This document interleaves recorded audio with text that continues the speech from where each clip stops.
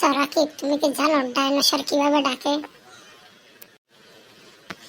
না মশির ভাই, আমি জানি না কিভাবে ডাইনোসর ডাকে, তবে শুনছি নাকি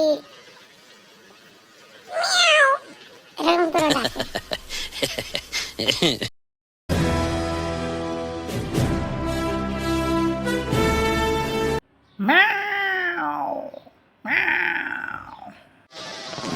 রাকিব, তোরে যে বললাম দেখছিস, ডাইনোসরের ডাকের মতো আমাদের অফিস, বুঝলি কিছু?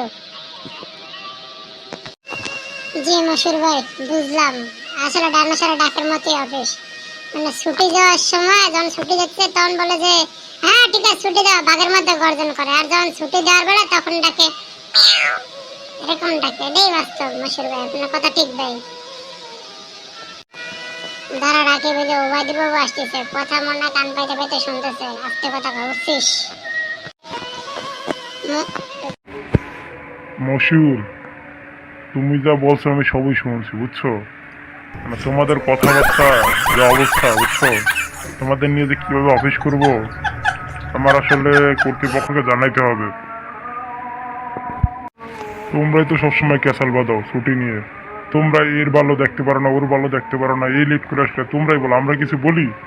তোমরা নিজেরাই করো, আর কিছু হইলে আমাদের দোষ না।